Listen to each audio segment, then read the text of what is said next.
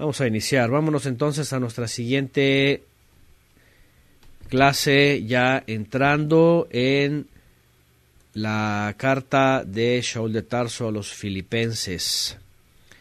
Sí, Shaul de Tarso a los filipenses. Vamos a poner el programita de la espada electrónica. Este nos ha estado ayudando.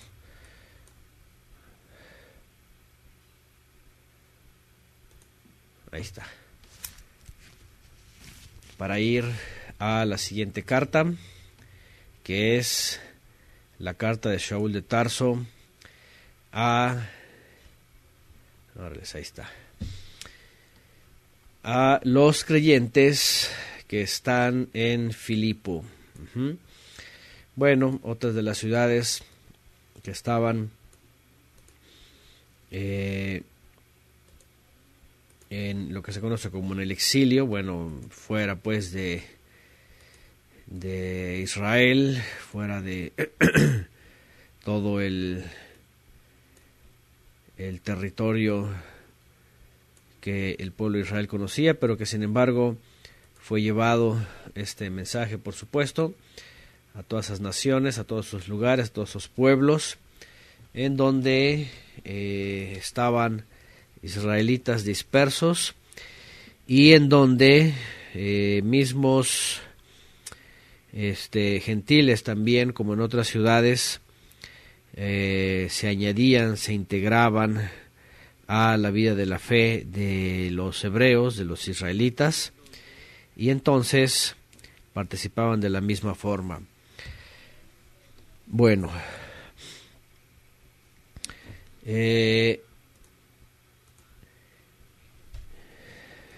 permítame. Y pues bueno, lo que hemos recordado también en clases anteriores, la carta de Shaul de Tarso a los filipenses está escrita desde prisión, sí, desde la prisión está escrita.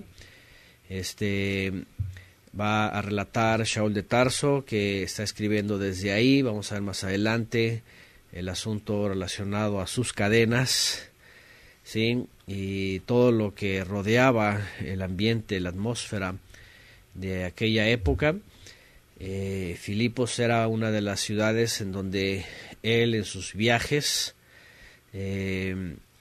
cruzaba en su trayecto, especialmente en su segundo viaje y en su tercer viaje, como se le conocen, los viajes de Shaul de Tarso. Ya hemos hablado de esto, ya hemos explicado la connotación sobre estos viajes, sobre esta encomienda que se le da especialmente con otros discípulos para que vayan a todas esas ciudades, a todas esas regiones, las regiones de Capadocia, las regiones de Galacia, de Bitinia, del Ponto, y cruzando aún el mar, ¿verdad? El Mediterráneo también, viajando por Creta y finalmente yendo hasta Roma también. Entonces Filipos aparece también en la carta en el libro de los Hechos, todos sus trayectos y muchas cosas que están pasando, por supuesto. Entonces es escrita desde la prisión y Shaul de Tarso escribe, según los comentaristas, después entre el año 54 aproximadamente, 55, 56, es un tiempo en donde coincide con algunos aspectos que están ocurriendo, sobre todo en Galacia. En el capítulo 3, más adelante vamos a ver, capítulo 2, de hecho, más adelante vamos a ver un asunto, una advertencia contra los famosos, contra los famosos, ¿se acuerdan? Los del corte, ¿verdad? Los mutiladores del cuerpo, de hecho ahí los menciona de esa forma, ¿no? Y también habla acerca de pues todo lo que rodea el compartimiento de la palabra. La carta, casi especialmente, algunos dicen que es un elogio y una gratitud a los filipenses, un grupo de creyentes que dice él, desde el principio hasta el final habían sido muy generosos, habían sido hermanos que habían visto sus necesidades y que le hacían terumot, le hacían ofrendas para que él pudiera sostenerse, ya que Shaul mismo cuenta, ¿verdad?, que aunque sabe vivir con suficiente, también dice que sabía vivir con escasez, pero daba gracias al Eterno por ellos, que habían puesto en su corazón el poder ayudarle, el poder enviarle incluso a distancia por medio de otros mensajeros, otros discípulos también, ofrendas. Y bueno, también por supuesto algunos consejos, como ya dice la serie de estas cartas del reino, consejos que tienen que ver con el reino, ¿verdad? La forma de vida, la forma de vivir, de creer, de esperar, de desarrollarse dentro de la fe. Ajá. Bueno, entonces tiene esas connotaciones. Shaul de Tarso, como les digo, y lo vimos también en la carta anterior, escribe también, en este caso escribe desde la prisión, está en cadenas, y aún así dice que no se detiene, ¿verdad? Aún así él no se calla y él continúa agradeciendo, intercediendo, enseñando, compartiendo. Tanto dice que ahí mismo dentro de prisión también tiene la oportunidad de hablar del mensaje. Luego vamos a ir viendo más adelante algunos detalles. Para entonces, dice aquí en el verso 1, ¿verdad?, ya incluido Timoteo. Timoteo era un colaborador de él, que viajaba mucho con él, que estaba muy cerca, que incluso en parte era un aprendiz, era un discípulo del Mesías, por supuesto también, era también una especie de mandadero, era una especie de mensajero, ¿verdad? Él lo solía usar para enviar cartas de pronto también, enviar donativos, etcétera. Entonces, en ese entonces está ahí con Pablo y por eso saluda desde el principio en compañía de este joven discípulo también, Timoteo, que finalmente estaba entrenándose para continuar el servicio también, que posteriormente lo hizo. Bien, una carta corta, 4 capítulos. Ajá, ahí están, 4 capítulos que vamos a ver.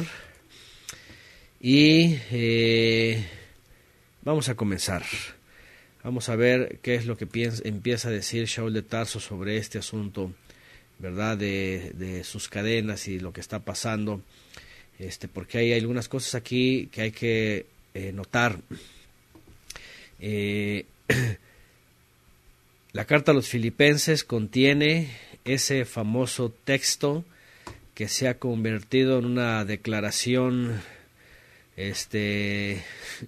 ¿cómo se puede decir?, épica entre la cristiandad, como si se tratara, ¿verdad?, de enfocarse en los deseos cualesquiera que fueran, como para decir todo lo puedo en Cristo que me fortalece. Ya saben, ¿verdad?, este asunto. Al final lo vamos a ver en capítulo 4, que se ha convertido, de hecho, en una de las frases más repetidas, más rezadas en muchos lugares, como si se tratara de un mantra, ¿verdad?, que funcionara en el momento de mencionarlo y casi nomás falta la varita mágica.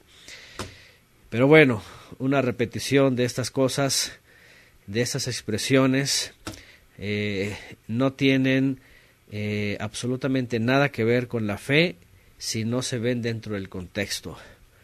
¿De qué sirve solamente leer una expresión en un solo versículo aislado, que todo lo pueden, dicen ellos, en Cristo, que les fortalece, y resulta que cuando les empiezas a trazar la Biblia, a trazar la fe, a trazar la palabra, a trazar la escritura, pues resulta que no se puede hacer nada. Resulta que no se puede hacer nada, resulta que hay muchas cosas imposibles, resulta que etcétera, etcétera, y bueno, ya lo veremos más adelante. Dice Gerardo, lo más trillado del cristianismo, ¿verdad? Y dice Albert, hasta los paganos los repiten. Fíjense nomás, hasta los paganos los repiten. ¿Sí? Como si tratara de una, de esas enunciados, ¿verdad? Dentro de la escuela de misterios del ojo de Horus, en la pirámide, en donde se ha descifrado el famoso misterio. Eso de lo creo, lo puedo, ya me veo, ya me vi, ya estoy ahí, ya lo tengo, ¿verdad? Y cosas de esas, así como que todo lo puedo. Y se supone que hay que ver lo que Shaul está diciendo ahí, por qué lo está diciendo, cómo lo está diciendo, para quién lo está diciendo, dentro de su contexto. Bueno, ya llegaremos a ese punto, pero lo más interesante es de que si hay algo que la gente cita en Filipenses, de Shaul de Tarso a los Filipenses, es justamente este versículo. Pero bueno, ya veremos más adelante, porque también incluso en la vida de Shaul de Tarso hemos visto, y ustedes van a secundar esto, que ni siquiera Shaul de Tarso todo lo puede.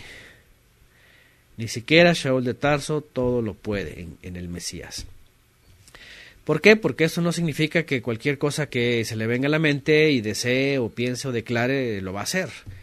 Todo el tiempo estamos viendo que Shaul de Tarso incluso está lidiando, está incluso viéndose extropiado, viéndose dificultado, viéndose perseguido. Un día lo apedrearon, lo sacaron de la ciudad casi muerto. Entonces hay que entender qué es lo que está diciendo Shaul de Tarso, por qué lo está diciendo, y hay que ver que no se trata de una declaración al estilo de los ¿cómo se llama? De los superhéroes, ¿verdad? Que es la película en donde todas son victorias y todas son éxitos. No, sino vamos a ver qué es todo esto. Bueno, así es, dicen por acá, puros vanos decretos. Dice Albert, creen que es una frase mágica. Pero al final de cuentas vamos a ver en qué es lo que sí el Todopoderoso, por medio del Mesías, nos ayuda, nos sostiene, nos unge, para así poder hacer cosas que están dentro de la voluntad del Padre. Como por ejemplo obedecerle, como por ejemplo servirle, como por ejemplo servir a los demás, vivir en justicia y misericordia, todo eso. Bueno, vamos a iniciar con lo primero, por supuesto, y es el asunto de Filipenses capítulo 1, ¿verdad?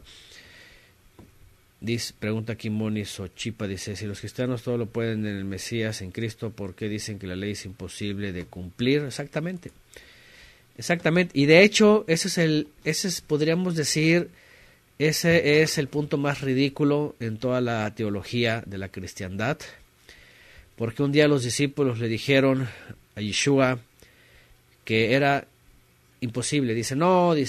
Cuando estaban hablando incluso asuntos del matrimonio, eso es imposible. ¿Quién pues lo va a hacer? ¿Quién va a cumplir con todo esto?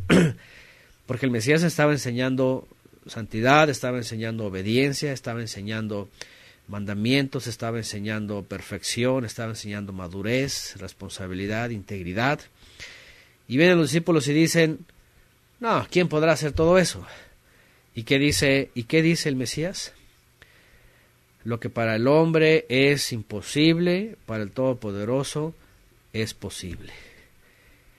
Ahí está fundamentado todo lo que pone el Mesías. El Mesías lo va a llegar a ser hecho realidad en nuestras vidas porque el Padre lo puede hacer en nosotros, pero son cosas que tienen que ver con servirle, con obedecerle, con santificarnos, con llevar a cabo su instrucción. En eso, no está diciendo ahí, ¿verdad?, que vas a hacer un mantra para todo lo que se te viene a la mente y a tus deseos, cumplirlos como si fuera Harry Potter y su varita mágica, para nada. Y ahí, desde ahí nos damos cuenta cómo es el problema la teología. Esa teología interpretativa de dogmas y de cosas extrañas que no tiene nada que ver con el mensaje que está en las cartas. Bueno, así es, dicen por acá, casi que vas a obtener superpoderes, ¿verdad? Bien, ahí está, gracias Andrés. Lucas 18:27, él respondió, lo imposible para con los hombres es posible para con el Todopoderoso. Ahí está. Bien, y eso no tiene nada que ver con los deseos de la carne, ¿verdad? Ni cosas vanas ni materialistas. Bien, vamos a empezar entonces. Shaul de Tarso a los creyentes que están en Filipo. Dice, verso 1, Shaul y Timoteo, siervos del Mesías Yeshua, a todos, dice, a todos los Kedoshim, los apartados, ya hemos hablado de eso también, los apartados, los consagrados, vean, en el Mesías Yeshua, que están en Filipos, con los superintendentes y con los ayudantes. Acuérdense que esas palabras ya hemos estudiado antes, las palabras que aparecen en el griego, que se tradujeron del hebreo hacia el griego y trataron de dar una connotación.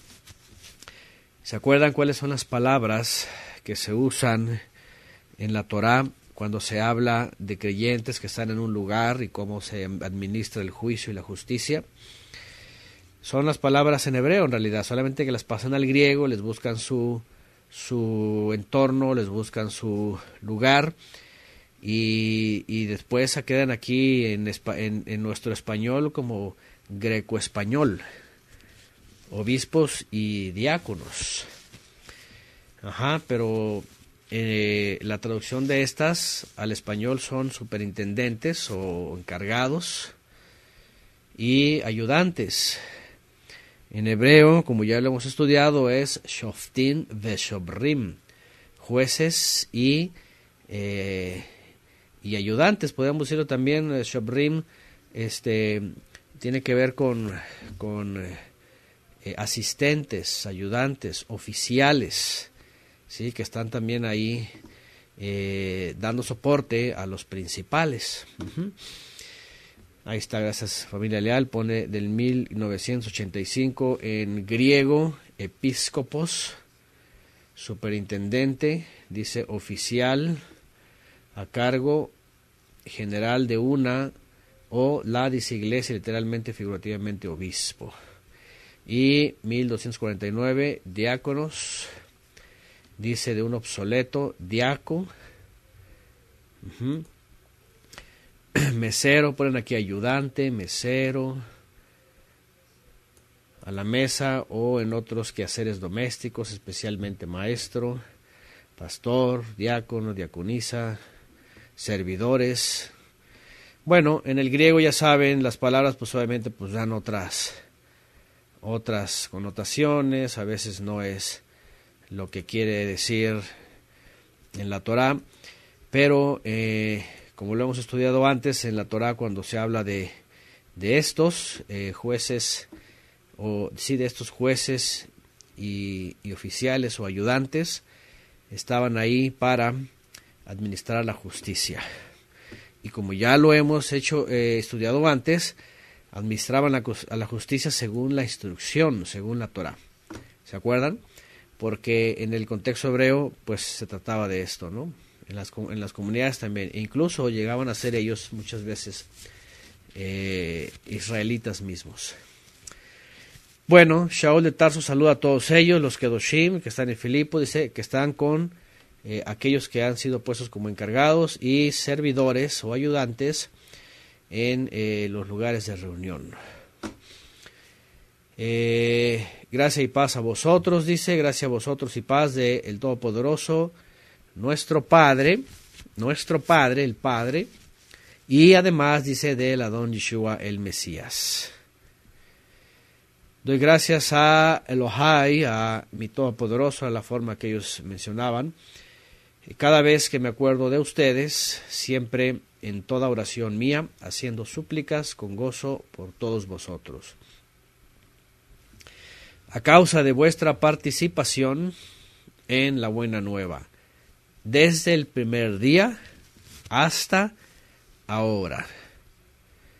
Y aquí rápidamente lo primero que menciona de ellos es justamente cómo se participa, cómo participan todos ellos con el llamado de Shaul de Tarso y toda su encomienda que se le fue dado, porque aunque no lo dice, más adelante lo va a decir y más adelante lo va a reconocer también, aunque esto, por supuesto que Shaul de Tarso no esperaba que lo leyera alguien más o que otros más se enteraran, sino que él decía para ellos mismos cómo han sido usados por el Todopoderoso. Ustedes recordarán lo que recientemente estudiamos cuando hablamos de la ley del diezmo versus la ley del Mesías, ¿se acuerdan? Y dijimos claramente que los lobos rapaces descontextualizan y empiezan a negar toda la Torá, toda la instrucción, y solamente a imponer de forma abismal a todos por parejo, so pena de maldición, que les diezmen y que les diezmen y que les diezmen y hacerse unos vividores. Versus la enseñanza del Mesías, que es la ley del Mesías, que es todo lo que sea necesario, el Padre lo va a enviar. Él va a suplir toda necesidad. Dice, vayan, los envío. Si el Padre cuida de las aves, también cuidará de vosotros.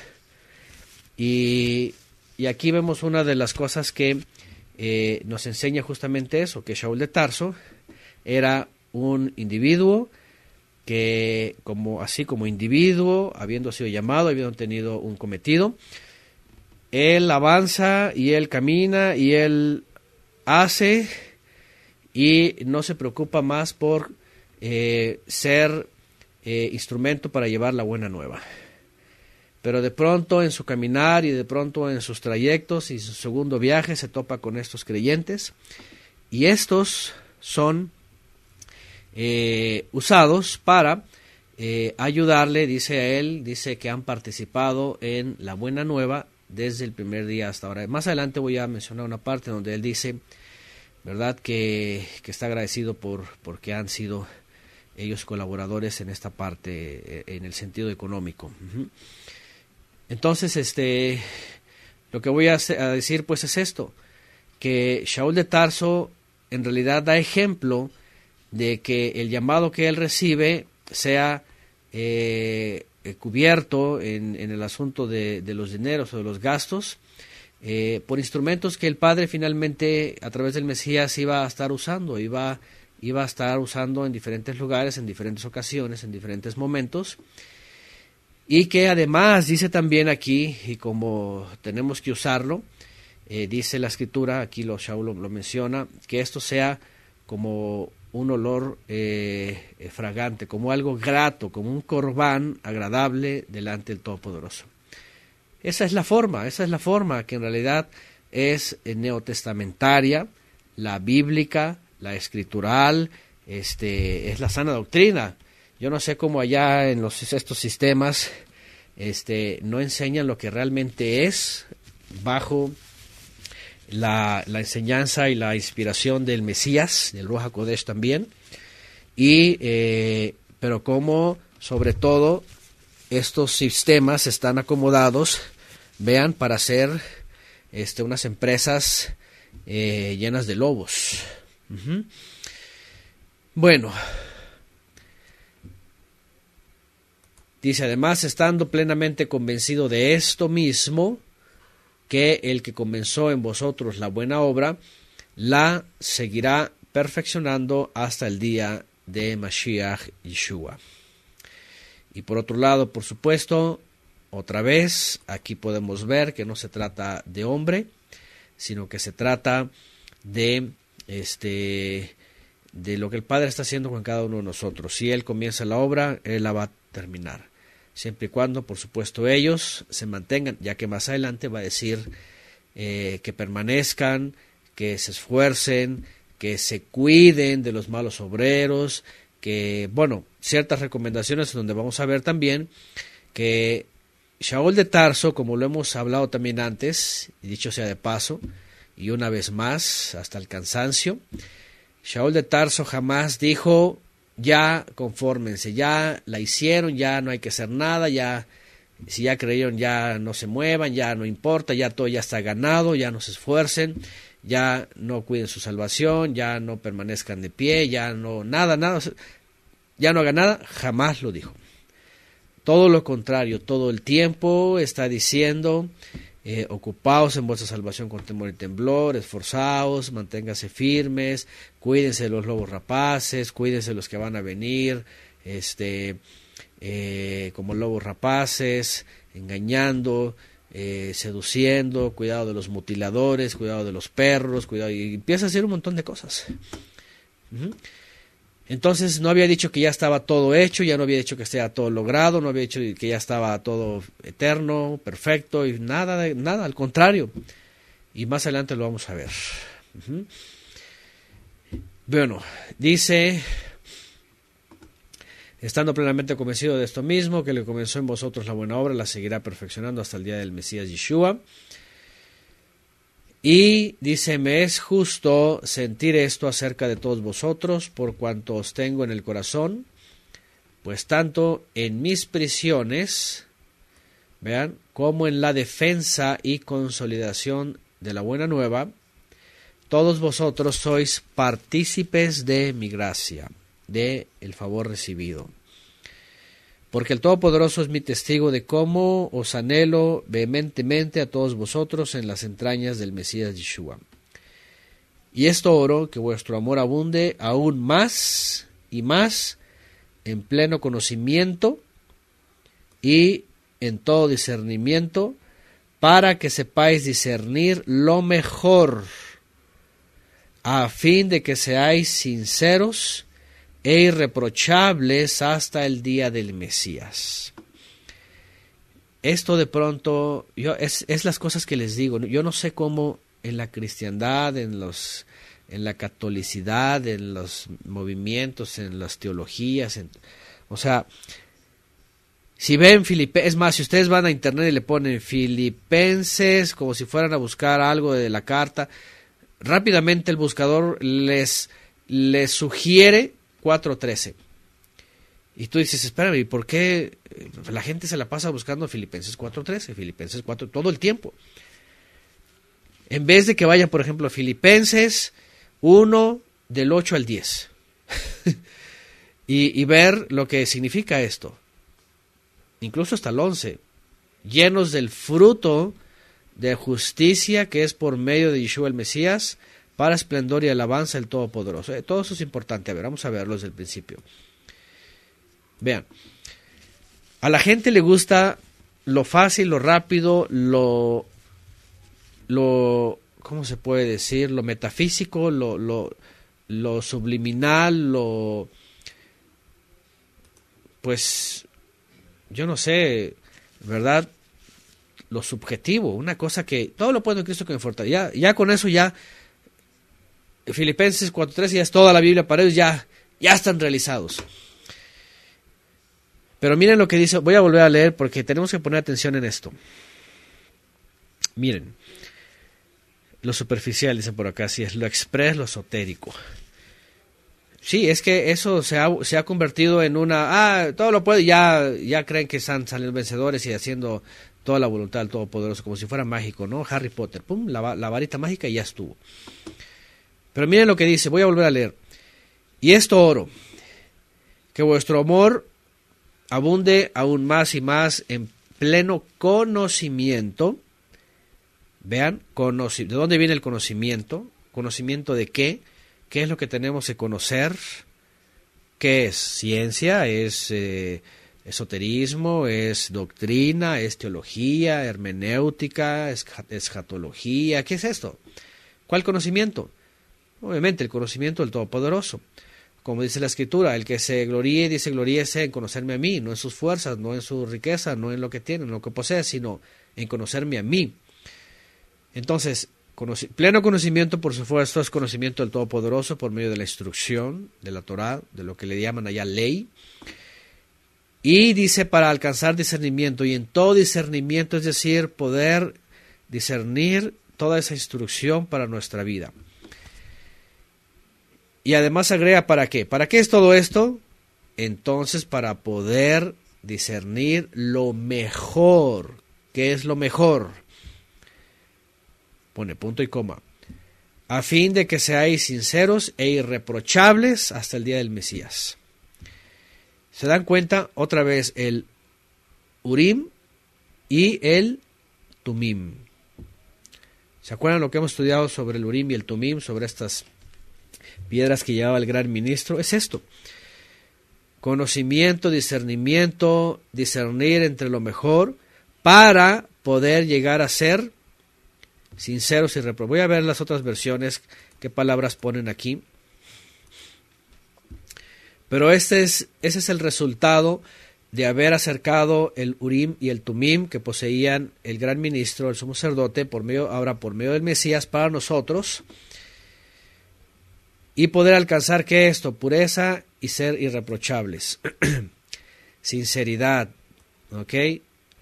Depende de las versiones, pero están hablando puro y sin culpa, sin tacha, irreprensibles, sinceridad, sin pecado, y nadie podrá acusarlos de nada. Vean la versión de la Biblia de lenguaje sencillo, sin pecado, y nadie podrá acusarlos, sin pecado. ¿Y qué es sin pecado? Evidentemente, 1 Juan 3:4, ¿verdad? El pecado es la transgresión de la omisión de la Torah, la transgresión de la Torah. Es decir, conocimiento, discernimiento para ser hallados sin transgresión, sin violación de la ley, sin desobediencia de la instrucción de la Torah, de la ley, de la palabra, como le quiera llamar la gente, no sé cómo decirles. Cuando decimos Torah, acuérdense que la palabra Torah tiene que ver con instrucción, no es ley humana, es instrucción de vida, es forma de vivir. Y además dice para que nadie los acuse. Limpios y sin tropiezo, puros e irreprochables, etc. Todas las palabras coinciden en algo. Todas las palabras coinciden en algo. En llevar a cabo algo, ¿cierto o no es cierto? No se queda en la metafísica, no se queda en lo subjetivo, no se queda en un buen deseo, no se queda en un mantra de todo lo puedo en Cristo que me fortalece, ya se acabó, ya hace toda mi vida, así es mi vida victoriosa, así dice mucha gente, de victoria en victoria, ¿cuál victoria en victoria? ¿Cuál todas estas cosas? Nada tiene que ver con eso. No, lo que está de entrada diciendo Shaul de Tarso, antes de que llegue a lo otro, y que vamos a ver su contexto, es que el fin y el propósito de todo esto es llegar al conocimiento del Todopoderoso y del Mesías, y en todo discernimiento, es decir, todo como cuando vamos a la Torá, por ejemplo. Cuando vamos a la Torá no solamente leemos, sino encontramos todos los misterios revelados del Mesías, los principios en la instrucción, toda esa sabiduría, todo ese conocimiento, todo ese discernimiento. ¿Para qué? Para que entonces yo lo traiga y lo materialice en mi vida. Para andar en sinceridad, es decir, andar, ya saben qué es sinceridad, ¿verdad? Es lo contrario de hipocresía, es algo íntegro, algo entero, algo que no tiene tacha, que no está ahí. Esa palabra vienen, ya saben que es sincera, ¿verdad? Las estatuas cuando se lastimaban y para que no se le viera ahí el defecto le ponían cera. Pero sinceridad es sin eso, sí, que nos veamos como somos, pero con discernimiento, andando rectamente, sin hipocresía, sin facetas, sin fachadas, sin nada que ocultar, sino como somos. Pero ese como somos es irreprochable. Vean, y Shaul de Tarso no solamente lo dice aquí, también lo dice Pedro, Kefas, Jacob. Ser irreprochables, es decir, andar de tal manera que ni siquiera el enemigo, el acusador, pueda acusarnos. De esta manera, Shaul de Tarso comienza, antes de empezar a creer que está hablando cosas filosóficas y teológicas, está hablando de una realidad. Y sobre todo los que participan de la buena nueva de una u otra forma y están metidos en el cuerpo del Mesías, son parte del cuerpo del Mesías, son parte de la congregación, los llamados a ser santos, los congregados del Todopoderoso en el Mesías, poder alcanzar este conocimiento y discernimiento para ser sinceros, dice, es decir, una vida coherente, correcta, y dice, e irreprochables. ¿Qué es irreprochables? A ver, ya lo hemos visto antes. Dice, hasta el día del Mesías. ¿Qué es ser irreprochables? Dicen por acá, es íntegro, es el resultado, ¿verdad?, de la integridad, que no hay nada que se le pueda reprochar, no hay nada de lo que se le pueda acusar, no hay nada de que mira, estás pecando aquí, estás pecando allá. Yo creo que cualquiera que puede entender bien los conceptos de pecado, de instrucción, ¿verdad?, de santidad, puede coincidir perfectamente que ser irreprochables, ser irreprochables significa que nadie y nada afuera nos pueda juzgar conforme a la vida delante del Creador. Dicen por acá, irreprochables es igual a santos. Lo que hace el Ruach HaKodesh, dice Yeshua dijo, el Ruach HaKodesh vendrá, eso vino en Shavuot, dice, confirmará lo que yo les enseñé, y les enseñará todavía más cosas, todas las cosas, dice, y los llevará a toda verdad. Vean, así es, el Ruach HaKodesh santifica, pero esa santificación es llevarnos a todo el conocimiento para que podamos vivir la voluntad del Todopoderoso, y de esa forma ser irreprochables. De esa forma ser irreprochable, es decir, que nada y nadie te puede decir, es que estás faltando acá. ¿Se imaginan cuando vivíamos una vida sin instrucción? Y no había necesidad de que alguien viniera, ¿verdad? Pero imagínense una vida sin instrucción. Lo primero que empieza a decir la Escritura, porque eso es lo que dice también la Escritura, que la Torah fue dada para darnos a conocer el pecado. Es decir, cuando vivíamos en ignorancia no sabíamos que estábamos en tal transgresión. Pero cuando viene el conocimiento de la instrucción, entonces conocemos el pecado. Pero cuando conocemos la Torah y la aplicamos, entonces la Torah nos dice, ¿sabes qué? Vas correctamente. Pero si alguien solamente sale con que todo lo puede, ¿verdad? Pues es que ese es lo malo, pues. La figura crística, romana, teológica, filosófica, mántrica, nuevaerista, de que nada más se cree que es una cosa volátil, un pensamiento que les llena de fuerza interna y creen que ya es todo. Pero cuando se ven delante de la Escritura, se ven totalmente desnudos, sin ninguna protección, sin ninguna, como lo vimos la clase pasada, sin ninguna armadura. Cuando viene la Escritura y nos muestra la realidad, yo no sé ustedes, pero en mi caso, yo creo que todos, lo primero que dijimos es, estamos en transgresión. Estamos guardando días paganos. La Escritura nos está diciendo, estamos dándole culto al sol. La Escritura nos estaba diciendo, estás adorando a Tamuz, estás adorando a Jano, estás adorando ahora hasta los Reyes Magos, inventos que nada que ver. Ya saben, aquí en México, no sé en otros lugares, pero ¿cuándo es eso? Es mañana, ¿verdad? El día 7, ¿no? ¿Cuándo es? 7, ¿verdad? De un pasaje de la Biblia viene toda una... ¿Es hoy 6 de enero? Es hoy, ¿verdad? Ya ni me acuerdo, yo... Pero ahí andan, ahora los Reyes Magos. Háganme el favor, Melchor, Gaspar y Baltasar, uno en un cabello, otro en un caballo, otro en un elefante, uno moreno, otro güero, otro... O sea, una cosa, y tú dices, ¿y dónde sacaron todas esas cosas? Pura tradición, es puro invento. Es una herejía y toda la gente ahí, hasta los niños, ¿verdad? Hasta en la cristiandad y el arbolito, o el niño Dios, o el Santa Claus, o lo que sea. Los Reyes Vagos, dicen por acá, malhechor, te va a asaltar, ¿y cómo el otro era? Y te va a robar, no sé, unas cosas así, ¿verdad? el comercio y todas estas cosas. A lo que voy es esto: cómo alguien con una frase mántrica puede decir todo lo puede, y resulta que no está siendo irreprochable. Así nos veíamos nosotros. Así nos veíamos nosotros, ¿sí o no? ¿Cuántos pasamos por esto? Por eso llega un momento donde uno se siente vacío, donde uno dice, sí, mucha emoción, pero se acaba la emoción, se acaba ese espíritu de, ¿verdad? De, ya lo dije, ya lo declaré, y se acaba todo, y después dices, ¿pero qué? Eso es una vida de fracaso.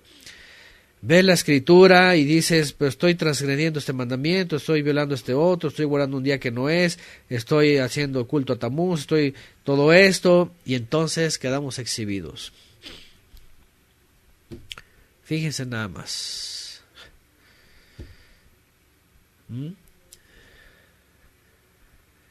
Dice alguien, una vez yo estaba, la alabanza, me dolía la garganta para cantar, y un hermano me dijo que todo lo puedo en Cristo que me fortalece. Es que ya se lo toman así como, no, de veras, yo he conocido gente en que, no sé, de pronto ya no está funcionando la estufa y algo, y antes de saber que una cosa muy natural o muy técnica, o antes de que se acabó el gas, luego, todo lo puedo en Cristo, que ya empiezan así como si fuera de veras, una cosa así de magia. No es eso. Antes de llegar a manipular la escritura y empezar a usarla de forma mística y de forma agnóstica, con palabras que aparentemente parecen mágicas, lo que hay que ver es lo primero que está diciendo Shaul de Tarso antes de llegar ahí. Conocimiento y discernimiento. Pero tú llegas con alguien y le dices, no, es que vamos al conocimiento de la palabra. El conocimiento, como dicen, hay un texto, ¿verdad? Del mismo Pablo de Tarso. La letra mata. El conocimiento te mata. Para eso les encanta citar ese tipo de textos. El conocimiento envanece, ¿verdad? Dicen. Les hablas por un lado, oye, el conocimiento. El conocimiento envanece, la letra mata. Así, en automático son como una repetidora, ¿verdad? De que tiene respuesta para cada cosa que les vas a decir. Con ganas de decir, a ver, ok, el conocimiento envanece. A ver, vamos a ver lo que dice Pablo en Filipenses 1, ¿verdad? Y dice aquí, ¿dónde está otra vez? ¿Dónde me quedé? 9. Oro, dice que vuestro amor abunde aún más y más en pleno conocimiento y en todo discernimiento. A ver, ¿cómo que el conocimiento envanece? No, es que Pablo dice el conocimiento envanece. Y la letra mata. Y otra vez fuera de contexto, empiezan a sacar los textos. Yo no sé, pero yo en esos sistemas y 20 y tantos años en la cristiandad, lo único que se aprende ahí, oigan, de veras, hasta ahora estoy haciendo clic, lo único que usan la Biblia es para usar ciertos textos descontextualizados como pretexto nomás para defender las teologías. Porque ciertamente si les quieres hablar de conocimiento, el conocimiento envanece. Pero ¿cómo? Aquí Shaul está hablando de pleno conocimiento. Si tú le hablas de leer, de estudiar los rollos, los libros, la letra mata. Fuera de contexto. Pero tú vas a leer, por ejemplo, Shaul de Tarso a Timoteo, y donde dice, ¿y qué le dice Shaul de Tarso a Timoteo en uno de sus muchos consejos? ¿Qué le dice? Ocúpate de la lectura. Lo que aprendiste con tu abuela y con tu madre, dice, estudia, tráeme los rollos. Y le dice, mientras voy, dice, ocúpate de la lectura. Ahora, ¿qué leían? ¿Qué leían? No leían ¿verdad? Cuentos ni historietas. Leían la Torá, leían la instrucción, leían los profetas. Lo único que tenían para leer ellos eran los textos del Tanaj, que eran la Torá, los Salmos y los profetas, porque ni siquiera había Nuevo Testamento, no había. Cuando Pablo escribe esto, es más, estos documentos fueron recopilados hasta mucho después. Ya hasta después se tomaron todos, se reunieron y les llamaron así. Pero para aquella época no crean que había el libro de los Hechos y las cartas. No, las cartas estaban apenas siendo escritas y siendo enviadas y quedaron entre los congregantes por muchos años hasta que después se reunieron. Pero cuando dice ocúpate de la lectura, ¿verdad? Lo que estaba diciendo es lee la Torá, lee los salmos, lee los profetas. Así es, no había libros de autoayuda, no había teología, no había cómo orar en el espíritu, no había cómo pelear con los demonios, y todas esas cosas son ya propaganda de la cristiandad moderna. Que la oración de Jabes y que el éxito el cristiano y que una cantidad de herejías. Cuando tú vas a las librerías cristianas, encuentras unas cuantas pocas versiones de la Biblia y un anaquel así gigantesco de decenas y decenas de libros de todo tipo de herejías, y tú dices, no es posible. Por eso la gente está como está.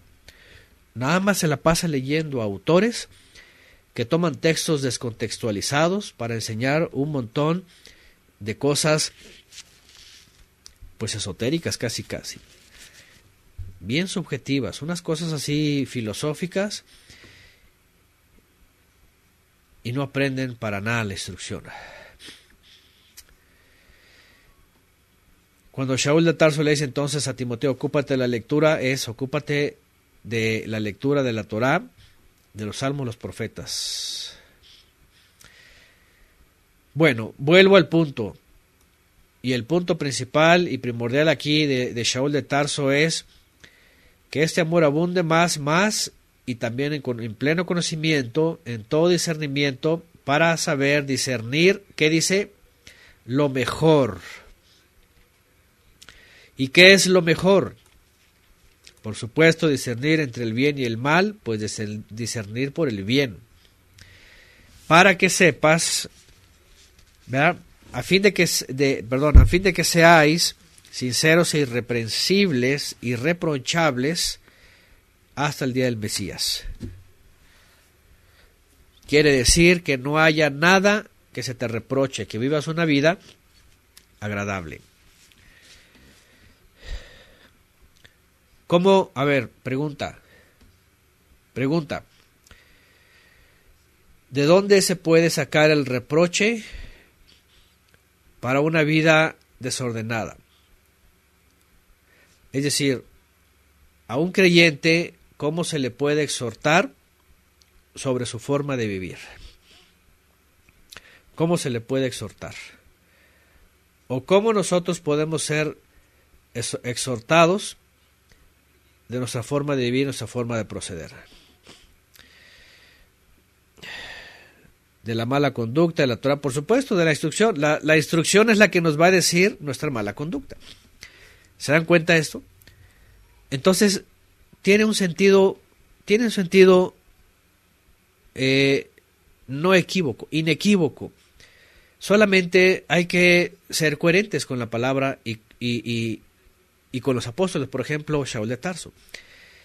Si él está diciendo para que sean irreprochables, pues la pregunta es, a ver, ¿cuál es mi código para que yo pueda ver que soy irreprochable? Pues el código es la instrucción, es el mandamiento, es la Torá, por supuesto. Y ventaja cuando, por ejemplo, Timoteo lo sabía desde chico, así es como pone aquí Jimenarse en 2 Timoteo 3:15, vean, que desde la niñez has sabido las sagradas escrituras, las cuales te pueden hacer sabio para la salvación por la fe que es en el Mesías Yeshua. ¿Se dan cuenta? Y Timoteo no era el único, todos los que habían crecido con la fe y en la fe y que eran del pueblo de Israel y que llegaron a conocer al Mesías sabían que su lectura, su estudio, su escritura, todo relacionado a la fe estaba solamente en los escritos de la Torá, los profetas y los salmos. Y déjenme añadir, dicho sea de paso, todo israelita, hebreo o judío, como se le quiera llamar en el primer siglo, creyente, pues, el canon era ese. Fue modificado después, claro, en Yavné, pero para ellos era eso el canon. No crean que se la pasaban leyendo historietas y fábulas esenias. Que Enoc, que el libro de quién sabe qué, que el libro de quién sabe cuánto, que los misterios de quién sabe dónde, y ahorita andan con una onda, ¿verdad?, fantasiosa de los libros de Enoc, que nadie les dice que son de Enoc. En la tradición judía, sobre todo los místicos, todos sabemos que les ponían el nombre de tal personaje para que tuvieran gran relevancia. Pero nadie te dice que todo lo que se ha escrito ahí era algo transmitido de generación en generación, como si viniese de Enoc mismo. Pero ahí está el gran problema. Cuando dice ocúpate la lectura, y cuando vemos aquí que saben las sagradas escrituras, no está hablando de libros gnósticos del Qumran y de los esenios, por supuesto, menos de los de Alejandría, menos de los griegos, menos de los romanos, nada que ver con las cosas apócrifas, por supuesto que no. Este es otro punto que es muy, muy importante incluir. Pero bueno, es la Torá la que nos da la pauta para poder saber si andamos de forma irreprensible o irreprochable.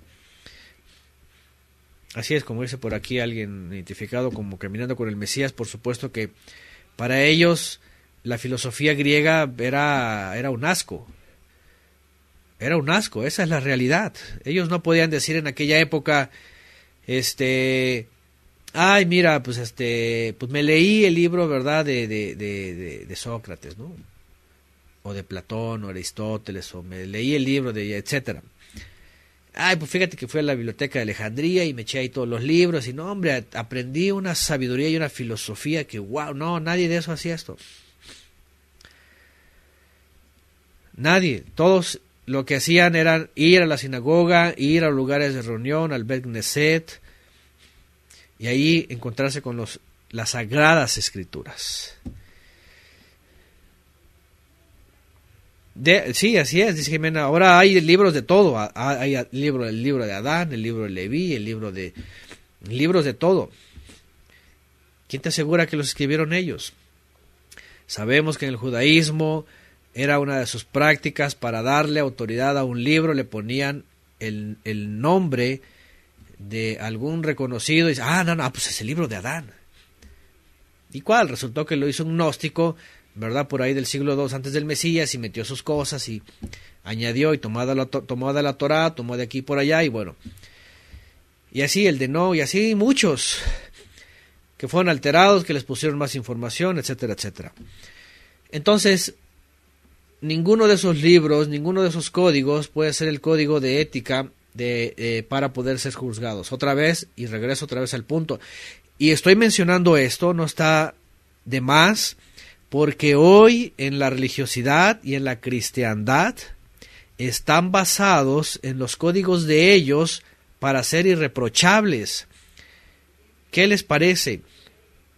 Es decir, miren, yo no sé quién les pasó así, pero en muchos lugares están basados en los códigos pastorales. Oye, pero es que, por ejemplo, tú le dices, es que la instrucción, la Torá, la palabra dice así sobre qué comer. Ay, no, mi pastor dijo, como hace algunos años, por ahí hace unos 11 años que estamos en una última iglesia, hace como 12, no 11. Y resultó que la pastora, es decir, la esposa del pastor, anda diciendo con toda autoridad que los científicos acaban de decir que la carne de puerco es blanca. Así que, como es blanca, como la de las aves, entonces es muy saludable.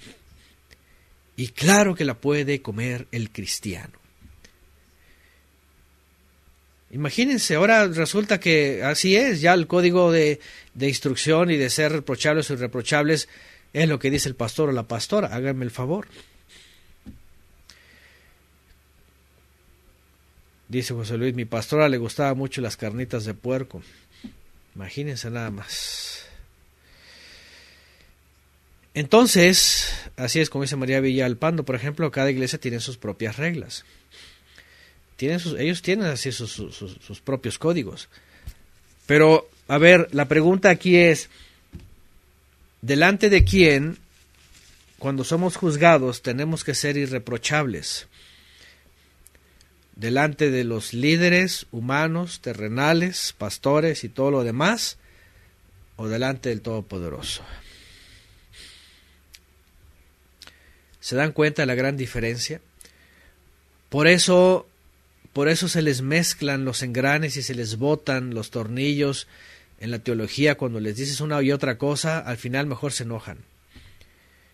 Porque como no les concuerda ninguno con el otro, se hacen bolas y luego ya no saben qué responder y al final dicen, la gracia lo es todo. Será la grasa, ¿verdad? La grasa la manteca de cerdo, ¿verdad? Por eso están frotados. Por eso ese sistema se llama frotado.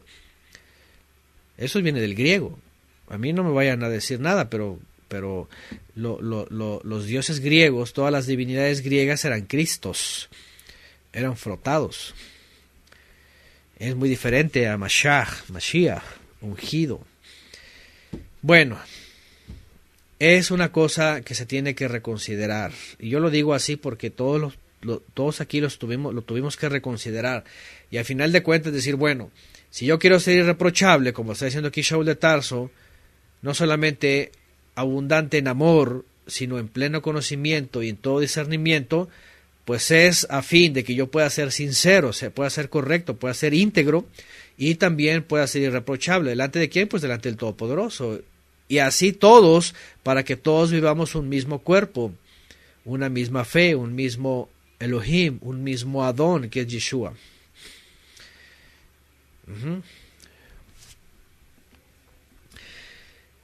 Sigue diciendo Shaul de Tarso, llenos del fruto de justicia, otra vez, ¿de dónde se puede hacer justicia?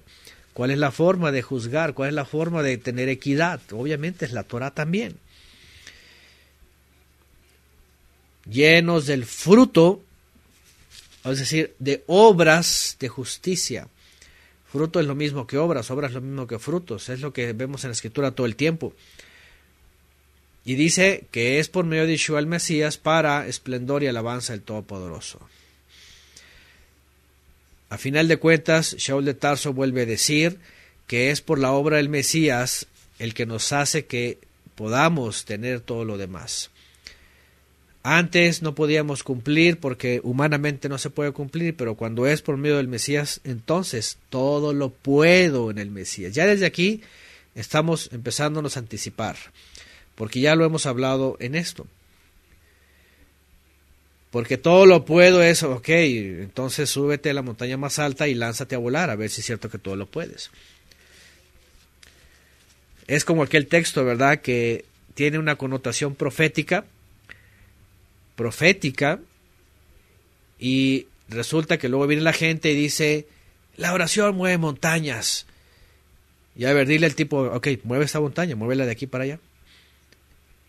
Ya sale con sus cosas de que, ¿verdad? No, que no tientes al Señor y que no es para presumir y que así como que, ay, sí la puedo mover, pero no, ahorita no es para presumir. Nadie ha movido ninguna montaña, por favor, nadie. Ni el mismo Mesías movió una montaña, ¿o sí? ¿Quién movió una montaña? ¿Moisés movió la montaña? No movió la montaña.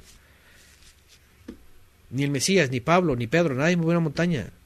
Nunca nadie ha movido una montaña, entonces no se trata pues de una montaña física. Ya entendimos ese texto, ya lo estudiamos.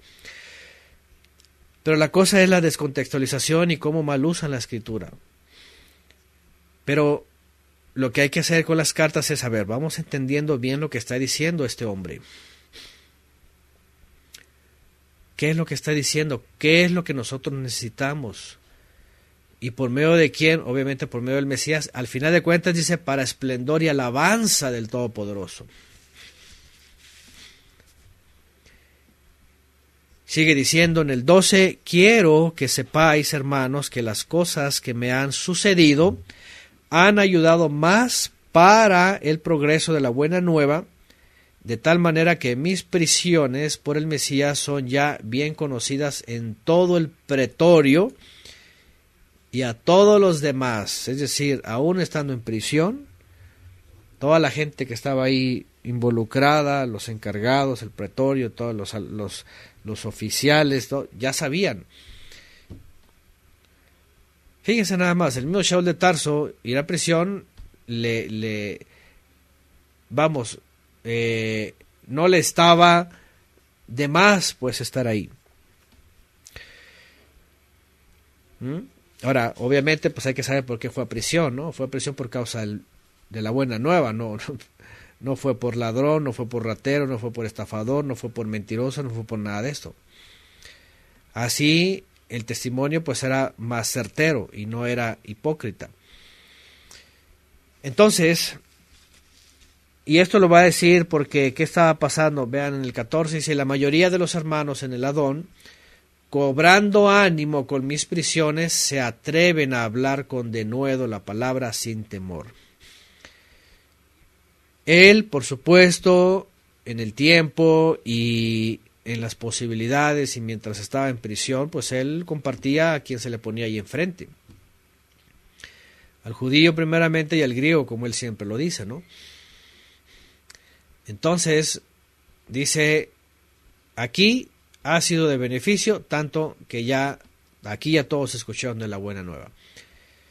Pero sin embargo, dice, lo importante es esto, dice, entre los hermanos que supieron y que están al tanto y que saben de lo que está pasando, hermanos en el Adón, dice, cobraron ánimo con mis prisiones y entonces se atrevieron a hablar con denuedo la palabra sin temor.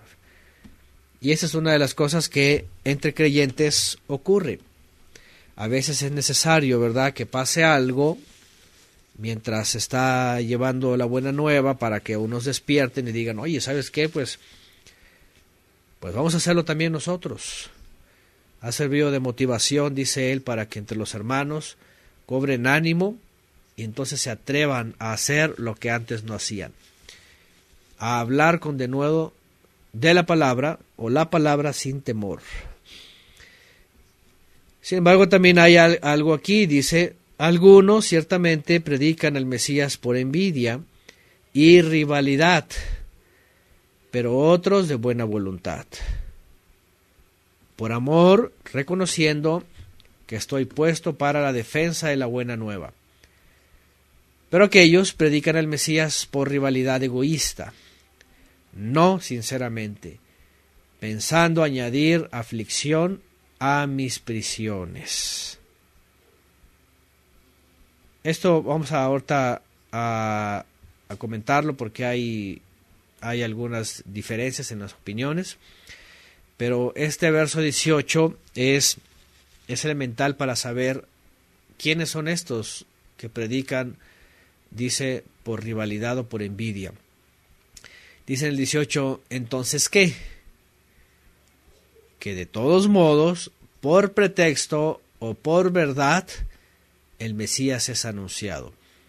Y en esto me regocijo y me regocijaré. Aquí hay un punto importante al final, porque vamos a ver algunos que tienen una conducta no adecuada para anunciar al Mesías. Primero, número 1, dice que sus prisiones le han sido de motivación a otros para hablar con denuedo la palabra sin temor. Sin embargo, entre esos que fueron motivados, y eso es muy importante, se deja ver también que no es la motivación de lo que pasa o de lo que ha pasado, obviamente el motivo principal, valga la redundancia, para predicar, sino un llamamiento. ¿Por qué? Porque dice Shaul de Tarso aquí que entre los que fueron motivados, dice que unos lo hicieron por envidia y por rivalidad. Otros sí lo hicieron de buena voluntad. Algunos comentaristas no entienden aquí dentro de qué, porque pueden decir, bueno, es que envidia y rivalidad egoísta, bueno, dicen algunos, es que no pueden ser estos creyentes. No pueden creyentes levantarse a anunciar la buena nueva de esta forma. Pero por otro lado tampoco pueden ser incrédulos, porque ¿qué incrédulo va a anunciar la buena nueva? Hay otro comentarista que dice, es que está aquí hablando los judaizantes, pero no necesariamente los judaizantes hablaban de la buena nueva. Ni tampoco Shaul de Tarso al final podría decir, bueno, aunque sean los judaizantes, pero que prediquen la buena nueva. No, porque él sabía que no predicaban la buena nueva como debe de ser, sino que ellos predicaban la judaización. Entonces, si vemos varios puntos, vemos el contexto, vemos todo lo que está rodeando aquí, entendemos que fueron los que conocían a Shaul de Tarso y que al verlo en prisiones fueron motivados también ellos a hablar la palabra, pero unos fueron motivados para continuar la obra y otros fueron motivados como para arremeter en contra de aquellos que sí acusaban a Shaul de Tarso y que lo llevaban a prisión, como en este caso así es los ebionitas. Había entre los creyentes quienes conocían la situación y al ver a Shaul de Tarso en prisión, entonces ellos por rivalidad en contra de los que acusaban a Shaul de Tarso y lo llevaban a prisión, entonces se levantaban a predicar, así como que, órale, si ya lo acusaron, ya ahora voy a predicar yo y así como, pues por rivalidad y por envidia y por una motivación porque no era correcta. Lo entiendo así porque al final dice, bueno, sea como sea, de todos modos, qué bueno que se predique la buena nueva. Claro, Shaul de Tarso no puede decir, hey, no estén predicando así, simplemente sintieron el deseo y lo estaban haciendo. Pero evidentemente lo mejor es, por supuesto, aunque no sea un llamado, aunque no sea algo que uno pueda discernir y que venga por un motivo, podríamos decir, emergente, si nos atrevemos a anunciar la buena nueva, sea con denuedo y no sea por envidia ni por rivalidad, sino de buena voluntad. De buena voluntad. Para que no sea piedra de tropiezo, para que no sea la motivación pues que no debe de ser, porque al final de cuentas se puede anunciar. Hay personas que conocen la buena nueva, se conoce lo que es el teshuvá, la observancia y todo esto, pero hay que ver que la motivación no sea por revanchismo, por ganar, por querer ser reconocidos, por querer incursionar, por cosas que son terrenales, aunque está bien la buena nueva, enseñarla, sino que sea más bien de buena voluntad, ¿verdad? Siempre prestos, siempre preparados, etcétera. Porque también, por otro lado, así dice por acá, por competencia, ¿no? Así, por otro lado, fíjense, lamentablemente hay quienes se aceleran y se abalanzan sobre la predicación por otros motivos, pero ¿saben de lo que yo me he dado cuenta? Que son cambiantes, que están tan acelerados que dicen algo para competir o para llevar rápidamente algo que decir y luego se meten en problemas porque ya creyeron mal, porque no les salió o porque se enfrían o luego se separan, luego ya no figuran y luego otra vez y luego ya andan con preterismos y luego ya andan con, y ya saben, un montón de cosas raras y al final de cuentas terminan siendo tropiezo.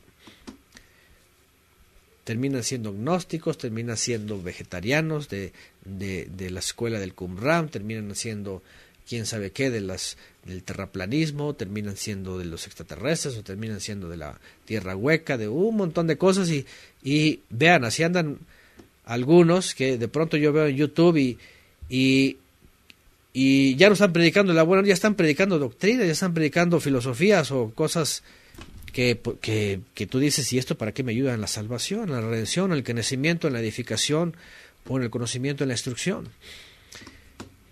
Entonces la motivación tiene que ser la correcta, de buena voluntad, dice Shaul de Tarso. De esta forma, ¿sí? Shaul de Tarso pone en evidencia pues lo que hay dentro de los creyentes y a veces cómo se procede. Él no da más pautas sobre esto, simplemente dice, bueno, algunos lo hacen por rivalidad, otros lo hacen de buena voluntad, pero al final de cuentas, qué bueno, dice, porque la buena nueva, dice, es anunciada. Y esto sobre todo en el 18 es importante cuando dice, entonces ¿qué? Que de todos modos, por pretexto o por verdad, el Mesías es anunciado, y en esto me regocijo. El punto de que dice el me regocijo y me regocijaré, quiere decir que no eran enemigos, no eran adversarios, no eran los ebionitas, sino eran creyentes, pero habían salido con la motivación no correcta.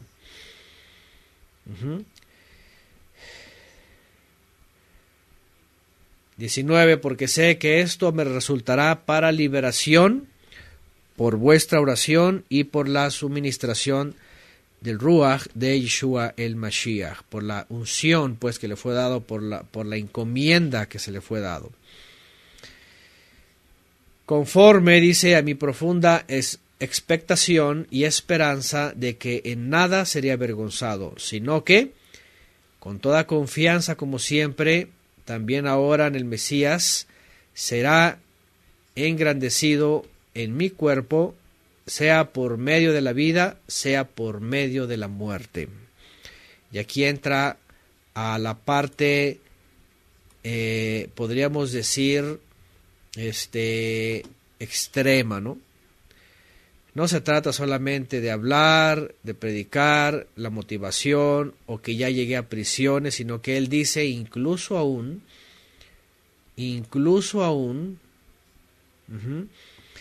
si se trata de la vida o se trata de la muerte.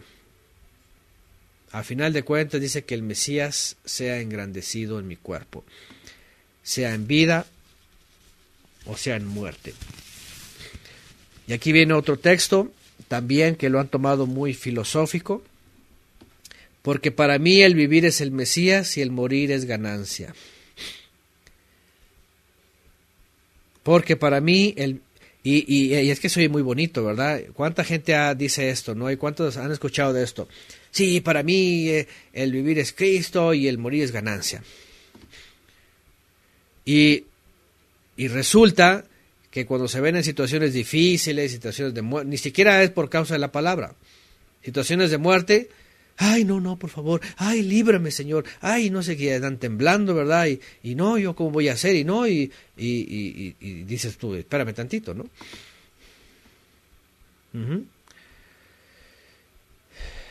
De esta forma, habría que ver también dentro del contexto. Ahora, fíjense nada más el ambiente, la atmósfera con la que está escribiendo Shaul de Tarso esto. No está diciendo porque para mí vivir es Cristo y morir es ganancia, él de forma dogmática, religiosa, y está sentado en un gran asiento, disfrutando del paisaje, en un atardecer, en la sala o en el patio, leyendo, nomás diciendo, ay, sí, para mí el vivir. No, está en prisión, está en cadenas, está sentenciado a muerte, está perseguido, está con falsos testigos, y está diciendo lo que está pasando, y está diciendo, estoy en cadenas, pero con las cadenas en los pies y en las manos, está diciendo, pero para mí el vivir y si muero también es ganancia, pero eso de, y el morir es ganancia, no está diciendo filosóficamente, ay, sí, un día voy a morir. No, está cerca la muerte, o lo acecha la muerte.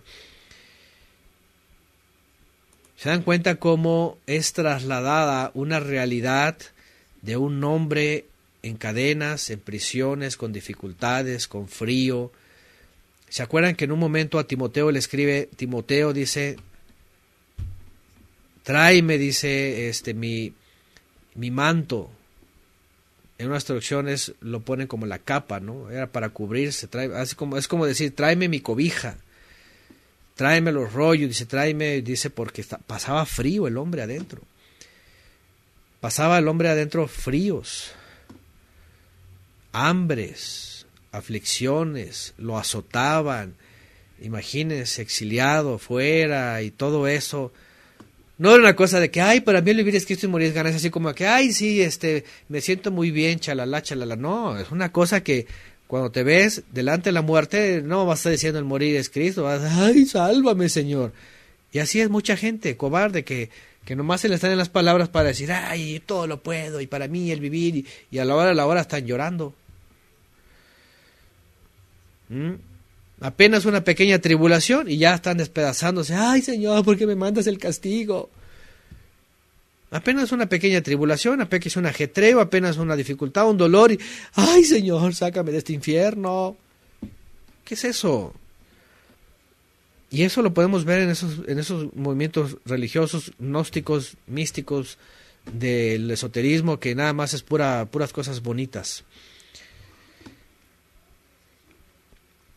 Ahí está, gracias Albert. 2 Timoteo 4:13 dice: cuando vengas, dice, trae la capa que dejé con Carpo en Troas, junto con los rollos, especialmente los pergaminos.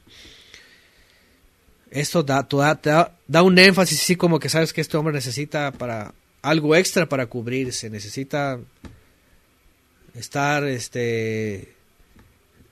más protegido. De esta forma empezamos a ver un contexto diferente de Shaul de Tarso, de dónde escribe, cómo lo escribe, lo que está enunciando, lo que está recalcando.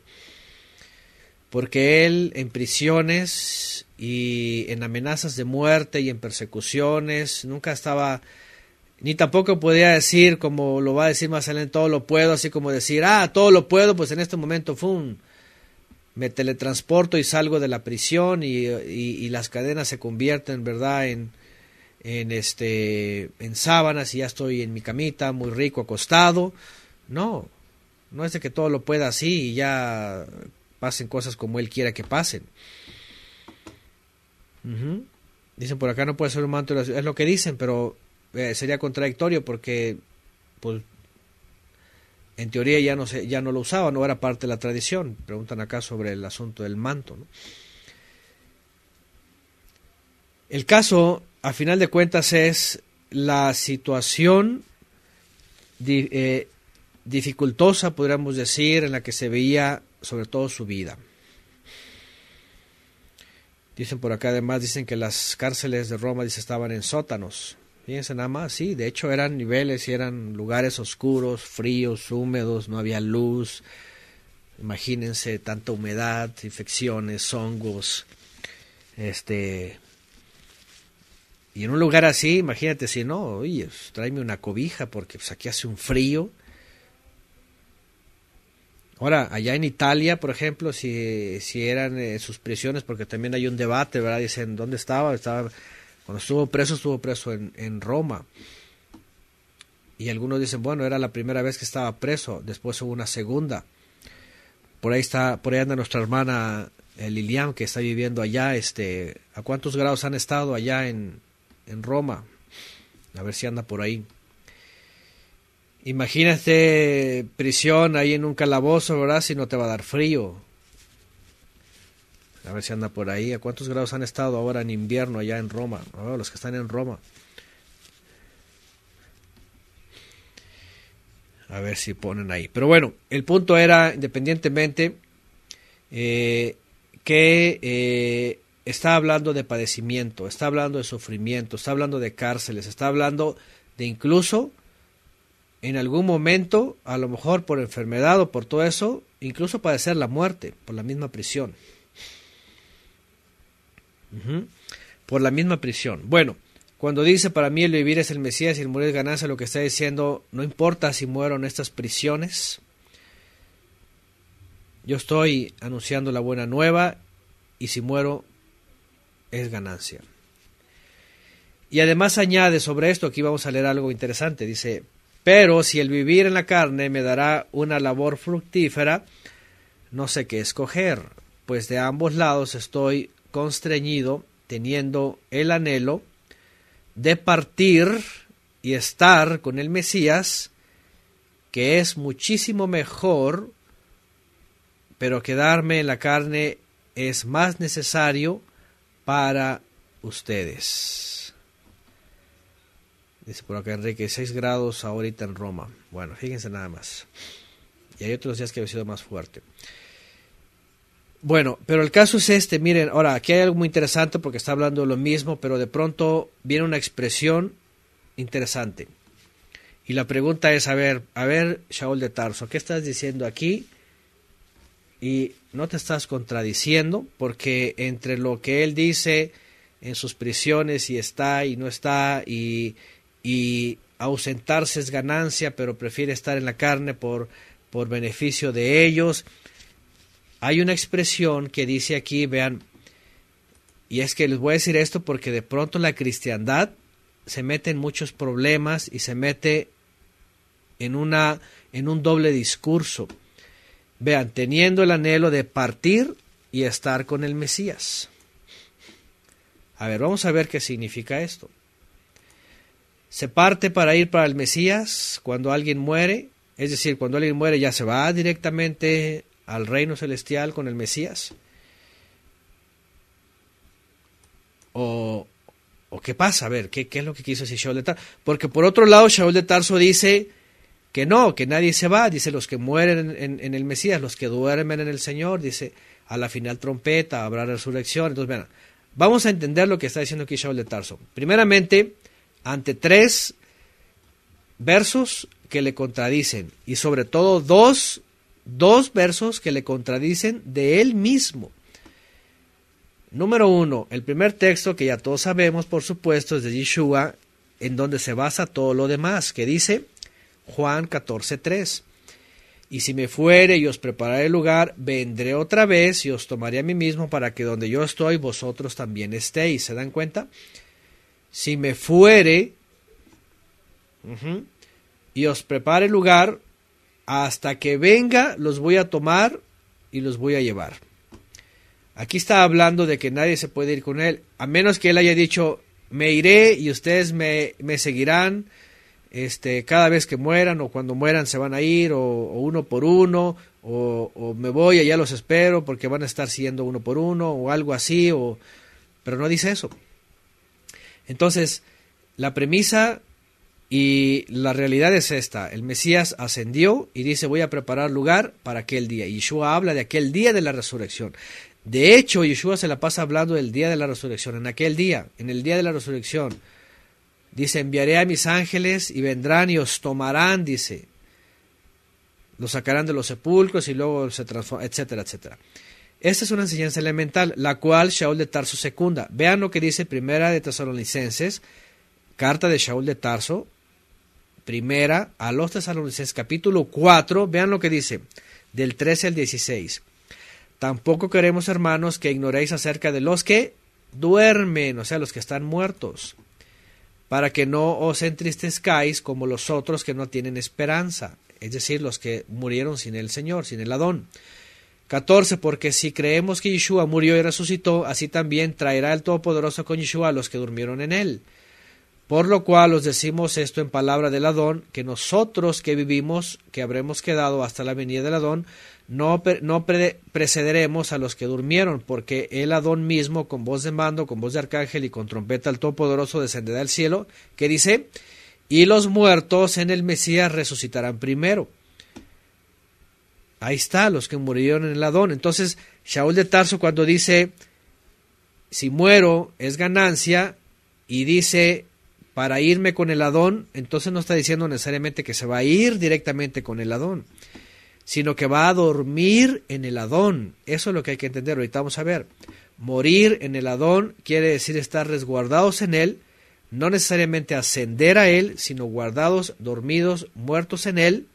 Aunque esto de muertos también tiene, ya lo estudiamos antes, tiene una escena de conciencia y realidad, pero no en el paraíso, sino de espera, en la que cuando venga el Mesías, entonces sí pasaremos a la presencia del Todopoderoso delante del Mesías también. Por otro lado, vean, 1 Corintios 15, que ya lo estudiamos recientemente, del 51 en adelante, dice, aquí os digo un misterio, no todos dormiremos, pero todos seremos transformados. En un momento, en un abrir y cerrar de ojos, a la final trompeta, porque se tocará la trompeta y los muertos serán resucitados. Vean, los muertos. No dice, y los muertos, nada, porque ya se fueron y ya van a estar allá, porque el morir es ganancia y es mejor morir para ir con el Señor. No dicen eso. Shaul no dice eso, sino que dice que los muertos estarán levantándose incorruptibles, y nosotros seremos transformados, dice, porque es necesario que esto corruptible se vista de incorrupción y esto mortal se vista de inmortalidad, y cuando esto corruptible haya se haya vestido de incorrupción y esto mortal se haya vestido de inmortalidad, entonces se cumplirá la palabra que está escrita: sorbida es la muerte en triunfo. ¿Se dan cuenta? Lo que está diciendo Shaul de Tarso, entonces, vamos a regresar a Filipenses 1:23, porque no se puede contradecir, no puede estar diciendo que si se muere se va, pero por otro lado, en 2 ocasiones, y el Mesías mismo en muchas ocasiones dijo que el que muere espera hasta el día de la resurrección. Por supuesto que no hay contradicción. ¿Cierto? Bueno, de esta manera entonces entendemos que cuando él dice, ahí va otra vez, partir y estar con, así es, como dice por acá, es el momento en donde uno se ausenta de esta vida y espera el momento para que el Mesías nos llame. Ahora, obviamente, y cuando vemos esto y entendemos que no hay tiempo y espacio, aquellos que han dormido en el Adón y que según Apocalipsis están conscientes, aunque no en el paraíso, para ellos el tiempo no existe y entonces es un momento que no pueden decir, ay, cuánto tarda, cuántos 2000 años esperando aquí, no, sino que es algo que evidentemente, y haciendo uso, ¿verdad?, de aquellos que hablan de lo relativo en ese entorno, pues obviamente relativamente no lo sienten, pero sí están obviamente confiados y si han dormido en el Adón, que van a ser levantados por él mismo en el día de su regreso. Ahora, obviamente también entendemos aquí esto, miren, porque otra vez, ¿verdad?, dicho sea de paso, contra esas herejías que están diciendo que ya se acabó todo, que ya vino y que ya no hay nada y que ya todo es perfecto y que ya son como los ángeles y un montón de herejías, pues no es cierto, porque aquí Shaul mismo lo está diciendo también y estamos entendiendo lo mismo, que necesita todo cuerpo morir y hasta la fecha seguimos muriendo. Eso es lo que dijo Yeshua. No hasta que Él regrese, porque cuando Él regrese dice, ya no habrá muerte. Ya no habrá muerte. De esta manera, todas las naciones incrédulas están bajo muerte. Todavía hay muerte eterna. Pero cuando vienen al Mesías, entonces son vivificados para que cuando la vida terrena se ausente, el alma esté guardada en la vida. ¿Se dan cuenta? Es muy simple. Entonces, resumiendo, pues de ambos lados estoy constreñido, teniendo el anhelo de partir, es decir, de morir y esperar en el Mesías, que es muchísimo mejor, pero quedarme en la carne es más necesario para vosotros. Ahora, lo digo esto porque, y ya lo he mencionado antes, porque en la cristiandad, a mí de veras se me hace inverosímil. Toda la cristiandad predicando que el Señor, que la muerte, ¿verdad?, que la segunda venida y la resurrección entre los muertos. Y luego resulta que en una iglesia se muere un fulano y ¡ay! Se fue con el Señor. ¡Ay! Que descanse en el Señor. Ya está con... Oigan, de veras, lo he visto hasta en pastores. Predicando por años todo el tiempo, ¿verdad?, que la esperanza, la resurrección, el día final, la final trompeta, y por supuesto, mientras morimos, y el que muere en el Adón tiene la esperanza, y después resulta que se muere un individuo, ya se fue a la presencia, espérame tantito, ¿cómo? Nada más de esto, y si lo sacan nada más de esto, pues ¿cómo? A ver, concilia esto con los otros, porque aquí se contradice Pablo técnicamente. Pero no hay contradicción, si vemos la realidad y vemos la enseñanza del Mesías, entonces lo que está diciendo aquí es, simplemente hay que entenderlo, que partir es partir de esta vida terrena para entrar en la esperanza en el Adón, para que en el momento que Él sea enviado, por supuesto, y también importante decir que cuando dice Él, algunos morirán y otros estaremos, vean que aquí Shaul de Tarso, anticipándose incluso a que un día habría de morir a lo mejor previamente, está diciendo que no necesariamente él iba a quedar hasta ese entonces. No iba a quedar. Es decir, él ya está diciendo, ¿puedo quedar o no puedo quedar? Porque ya ven, en los Corintios dicen, unos morirán y otros quedaremos. Pero al final de cuentas, en la primera generación nadie quedó. Nadie quedó. Claro, todos tenían la esperanza de verlo de regreso. Pero nadie quedó. Todos murieron de una forma u otra hasta el año 90, 90 y tantos. Quedaron los últimos. Y vino el juicio a Jerusalén, vino el juicio a los líderes, a Judá, y viene el ministerio de las naciones, y vienen todos esos 2000 años. Y entonces obviamente viene toda una etapa y hasta la fecha, pero todos tenemos la misma esperanza.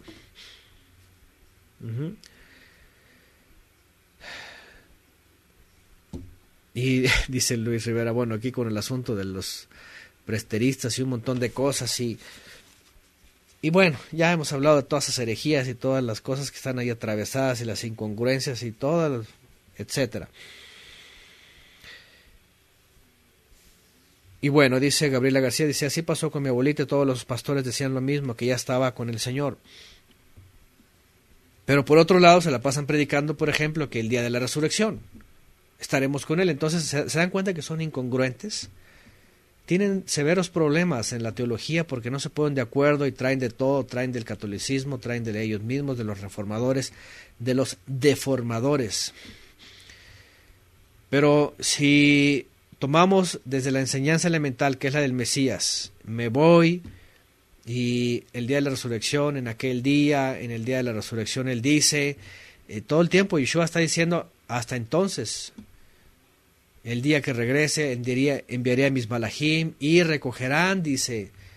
Por eso Shaul dice, primero a los que duermen y luego a los que queden vivos. Entonces no hay contradicción. Lo que hay que entender que es un solo texto aislado de Shaul de Tarso, es entender lo que él está tratando de decir, entendiendo lo demás. Partir no es irme hacia con él, sino partir a esa esperanza que ya él ha dicho antes, de aquel día del Mesías, para estar con el Mesías.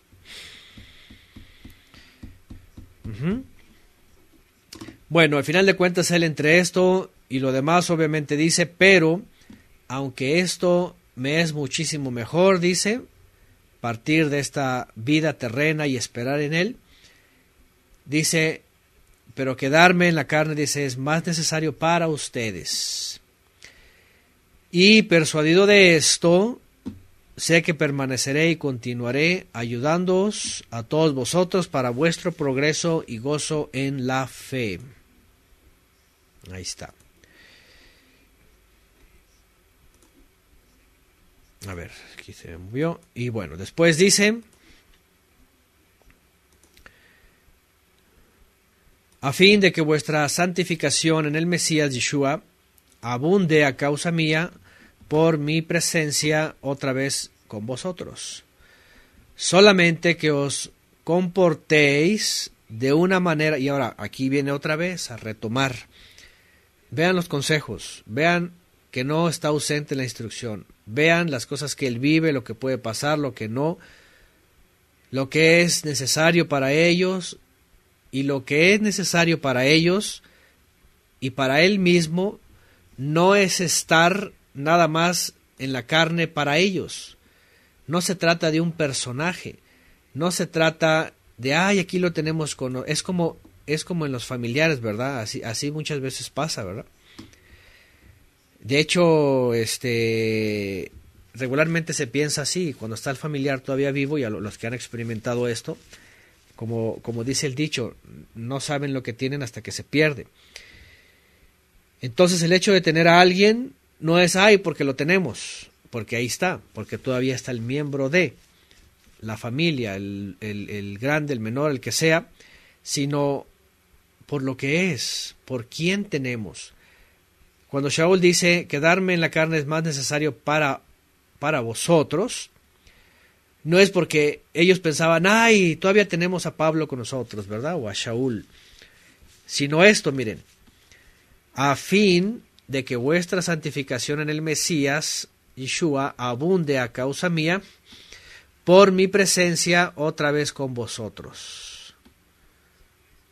¿Se dan cuenta? El propósito no es de, ay, todavía está con nosotros, sino, el valor de tenerlo, que nos alienta a la santificación, y luego agrega que os comportéis de una manera digna de la buena nueva del Mesías. Para que ya sea que venga y os vea, ya sea que estando ausente, oiga acerca de vosotros, que estáis, ¿qué? Firmes en un mismo ánimo, ruach, aliento, unánimes, combatiendo juntos por la fe de la buena nueva. En nada intimidados por los que se oponen. Y aquí ya va a marcar y va a empezar a hablar de algunos que sí se oponen, que no solo no predican la buena nueva, sino que se oponen. Dice, lo cual es para ellos evidente señal de perdición, más para vosotros de salvación, y por eso de parte del Todopoderoso. Bueno, agrega todavía Shaul de Tarso en este mismo ánimo y en todo lo que está diciendo, y finalmente lo que está anticipando o deseando a él, diciendo, sí, para mí es mejor ausentarme, mejor ir a esperar hasta el momento del Adón, eso para mí es mejor, dice, pero para ustedes, dice, les conviene más que yo esté en la carne, es necesario para vosotros. Pero no solamente para estar aquí como alguien más y estén felices, sino para esto, para que mi presencia, dice, ayude a santificación, abunde todo esto, y además para que se comporten de una manera digna, dice, que os comportéis de una manera digna de la buena nueva del Mesías. Qué importante esto. Qué importante esto. ¿Por qué? Porque el lugar que ocupaban estos hombres no era un lugar de fama, no era farándula, no era, ¿verdad?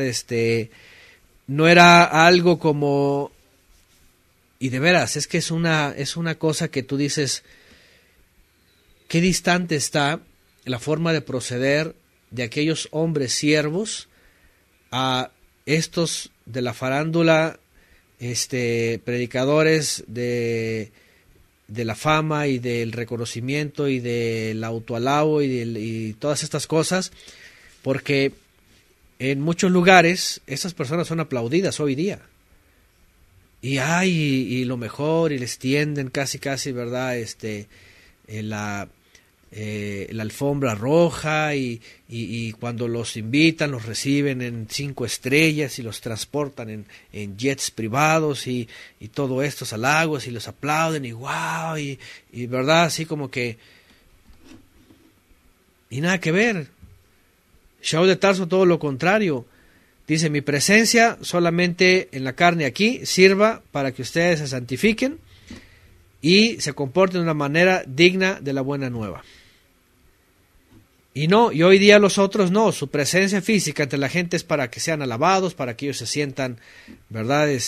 Reconocidos, aplaudidos, que son los importantes, que son los que están protegidos, que traen guaruras, que se sienten así como que, como dicen en México, ¿verdad? Que la Virgen les habla, puras cosas, puras herejías, pero una cosa así como que los más importantes.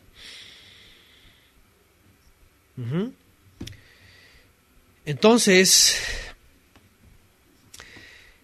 dice que ese motivo de que él esté ahí solamente es para esto. Os comportéis de una manera digna de la buena nueva para que ya sea que venga o os vea, ya que sea que esté ausente o no, oiga de vosotros y que estáis firmes en un mismo ruach, en una misma conducta, en un mismo motivación, en un mismo seguir. Y la pregunta, por supuesto, por ahora, los que estamos aprendiendo todo esto, estamos creyendo y entendiendo y leyendo y viendo, es justamente esto. Estamos buscando esta misma firmeza, esta unidad, esta manera digna de la buena nueva, porque si no, entonces estaremos tras todas las disoluciones de este mundo con tanta religión y denominación. No en un mismo ruaj, ni unánime, sino todos ellos, cada uno con lo suyo, y todos ellos combatiendo más bien a favor de sus doctrinas, a favor de su, ¿cómo se dice?, de sus teologías. 28, nada intimidados, dice, por los que se oponen, y aquí va a entrar los que se oponen. ¿Quiénes se oponen? Lo cual es para ellos evidente señal de perdición, mas para vosotros de salvación, y eso de parte del Todopoderoso. ¿Quiénes se oponen? ¿Quiénes se oponen a la buena nueva? Bueno, en la época, en su contexto, para Shaul de Tarso era este movimiento que salió del fariseísmo, que primero creyeron y luego negaron y luego se opusieron y luego se convirtieron en judaizantes y todo lo demás, y los mutiladores, que más adelante va a hablar de ellos. Es muy interesante, vean, porque hoy día tenemos una serie de ataques por todos lados. Si hablamos del Mesías, su obediencia, lo que nos enseña, la instrucción y todo eso, evidentemente se reduce el campo y el número de creyentes. Y de pronto te ves con un montón de enemigos, ¿sí o no? Desde toda la cristiandad, que se oponen al conocimiento de la verdad, solamente es para ellos su teología, su doctrina y sus ungidos. Ya ni se diga el catolicismo, pues todos con sus tradiciones, con sus días, con el paganismo que hay por todos lados. Pero todavía peor aún en el mesianismo, que están trasladándose al judaísmo y a los fariseísmos, y además se oponen. Aquí ya no es de que tengan una teología, sino que ya directamente se oponen. De pronto empiezan a aparecer ex creyentes en el Mesías, que habiendo entendido el camino de Teshuvá y del conocimiento de la Torá, se vuelven enemigos del Mesías. Ya hemos hablado también de esto. Empiezan a hablar en contra, empiezan a levantar cualquier cantidad, ¿verdad?, de expresiones anti-Yeshua, anti el Brit Hadashah, anti los Shelehim, etcétera, etcétera. De veras, yo a veces he visto unas cosas tan bárbaras que dicen estas personas, que tú dices, parece que les pagan por ser tan ofensivos. Bueno, y es que evidentemente definitivamente están buscando un beneficio dentro de la sinagoga, ¿verdad? Ser aceptados y finalmente pues ser reconocidos y metidos ahí en todo este asunto. Pero Shaul de Tarso, interesantemente, dice esto también por esos que al rato va a mencionar, de los cuales Shaul después le dice, cuídense de todos ellos. Y agrega, porque a vosotros os ha sido concedido a causa del Mesías, no solo que creáis en él, sino que también padezcáis por él, teniendo vosotros el mismo conflicto que visteis en mí, y ahora oís que está en mí. Y esa es una forma también en la que Shaul de Tarso los va a preparar. Imagínense nada más esto.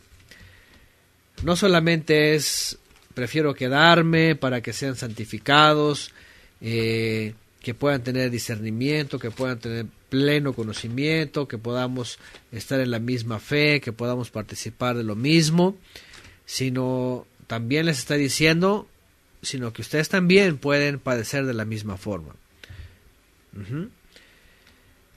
Y aquí está, dice, porque a vosotros os ha sido concedido a causa de el Mesías, no solo que creáis en él, sino que también padezcáis por él. Y ya algunas congregaciones ciertamente padecían, algunas ya tenían dificultades, ya eran perseguidos, otros estaban metidos en la persecución bionita y todo lo demás, pero esto iba a ayudar finalmente para otros más, para que también supieran que de una u otra forma en la fe del Mesías se iba a vivir alguna aflicción, alguna prueba. alguna aflicción o alguna prueba.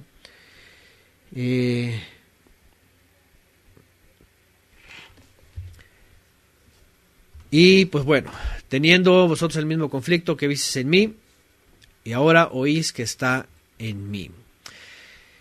Bueno, esto para comenzar esta carta, porque nos va a ir llevando más, obviamente, vamos a estar dividiendo un capítulo en cada Shabbat, pero sobre todo para ir analizando, ir viendo qué es lo más importante, ¿verdad?, de lo que él está escribiendo. Más allá y más detenidamente, lo que Shaul de Tarso está transmitiendo en el ambiente, en la atmósfera que él está viviendo, más que expresiones aisladas que de pronto han gustado a algunos de la doctrina esta, ¿verdad?, de la declaración positiva, y que la carta a los filipenses no es eso nada más. La carta a los filipenses no solamente es cosas que ellos creen y expresiones que les ayudan en sus filosofías de la prosperidad, sino hay mucho más. Hay mucho más, de lo cual es importante pues detenernos, analizarlo y vivirlo, a fin de que podamos ser imitadores también, tanto de este servidor como de todos aquellos que escuchaban, que leían estas palabras, y tal cual como si fuera para nosotros, como si fuera para nosotros. Bien, así que cartas que fueron escritas en su momento, en ciertas circunstancias, hasta la fecha y hasta el día de hoy, pueden seguir sirviéndonos y seguir siendo esto, cartas del reino para todas las naciones.